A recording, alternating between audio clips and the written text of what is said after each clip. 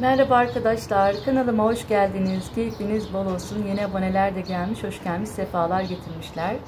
Bugün size evin yeni üyelerini göstermek istedim. Plekranthus ve bu çiçek hakkında bakım bilgisi de vereceğim. Ve dikimini de gerçekleştireceğim. Şöyle göstereyim size, keselerin içinde şu anda. Ben daha önce bundan büyütmüştüm ama tabii satışta yaptığım için elimde kalmamıştı ve tekrar büyütmeye karar verdim. Size de hem bakım bilgisini verip hem de bu çiçeği tanıtmak istedim. Çok güzel, bakın yaprak formatı yaprak güzelini andırıyor ama tabii ki değil. Bu aslında parlak Mustafa türünde bir çiçek.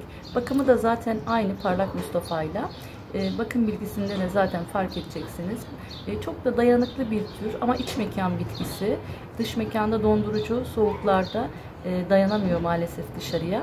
O yüzden içeride büyüteceğimiz dayanıklı, sağlıklı bitki türlerinden bir tanesi Plekranthuslar. Ve hemen size de arkadaşlar dikimini yapıp bakım bilgisine geçeyim. Umarım faydalı olurum. İzlemeye devam. Dikime geçiyorum şimdi arkadaşlar. Dikim için zaten çiçeğimiz burada. Saksılarımız da hazır. Böyle üzerine ekleyeceğimiz toprağımız da burada. Bir de tabii vereceğimiz can suyumuz, o da yanımızda. Bunlar keselerde zaten. Bu keseleri keserek de çıkartabilirsiniz. Şöyle ben açacağım şuradan. Kolay çıkar zaten keseler. Keseyi çıkarttıktan sonra hep söylüyorum, kökü çok fazla oynamayacağız. Tabii ki çok fazla toprak var şu anda bunda. Biraz o toprakları alacağım. Burada da ayarladığım bir toprak poşetim var. Birazcık bu toprakları alacağım arkadaşlar. Çok fazla almadım. Şimdi göstereceğim. Şöyle alttan yarıya kadar biraz toprağını aldım, temizledim. Ve saksımıza geçiriyorum. 2 tane dikeceğim her bir saksıya. Bu bir tanesi. Bir tane daha hemen çıkaralım kesesinden. Hep söylüyorum, kökleri çok oynamayın diye. Çünkü kökler çok fazla hava aldığında çiçeğiniz çoka girer. Yerine alışması, köklenmesi daha zor olacaktır. O yüzden ne yapıyoruz? Fazla oynamadan köklerini, dikimini o şekilde gerçekleştiriyoruz. Biraz alıyorum, bakın alt toprağından. Yine öyle yaptım. Biraz aldım ve hemen dikime geçiriyorum. 2 tane buna diktim. Toprağını tamamlayacağım. Şöyle dursun. 2 tanesini de yine buna dikeceğim. Çok köklü, çok sağlam, çok dayanıklı bir tür. Size şimdi kökünü de göstereceğim hemen. Bakar mısınız şu köke? Görüyorsunuz değil mi? Ağaçsı bir gövdesi var. Yani çiçek bakımından anlamayan birisi bile sadece su vererek güneş ışığı alan bir yere koysa bu çiçeği büyütür, bu bitkiyi. O yönden çok rahat büyütülebilecek bir tür. Hemen şu keseyi de açalım. Ve çıkaralım kesesinden. Yine bundan da biraz toprağından alıyorum ve bunu da böyle yine yerleştiriyorum. Şimdi arkadaşlar bunu yaptıktan sonra tabii üzerine toprak ekleyeceğiz. Sararmış yapraklar varsa temizleyebilirsiniz. Dibini de çok aşırı fazla bastırmadan dikmenizi tavsiye ederim. Şöyle toprağa yeterli gelecek şekilde koyduktan sonra dibini çok bastırmayın arkadaşlar. Hafif böyle elinizle oturtmanız yeterli zaten hava almaması için. Doldurmanız yeterli toprağa ve hafif bir baskı uygulamanız onlar için yeterli olacaktır. Evet, bunu diktik. Görüyorsunuz çok güzel de yakıştı saksısına. Ben bu saksıyı tercih ettim. Yeşille pembe ya da kırmızı saksılar çok uyumlu. Çünkü bunun çok öyle görsel bir çiçeği yok. Parlak Mustafa gibi çiçeği var. Ya da işte ne diyeyim, yaprak güzelinin çiçeği gibi bir çiçeği var. Ama şu yaprak formatı ve kokulu olması zaten kendisini mükemmel yapıyor. Evet, yine dediğim gibi çok bastırmadan toprak ekleyerek dikiyoruz. Bu da tamam, bunu da diktik. Ve ne yapıyoruz? Can suyunu veriyoruz hemen. Can suyunu da yine çok olmamak kaydıyla etrafından biraz gezdirerek veriyoruz arkadaşlar.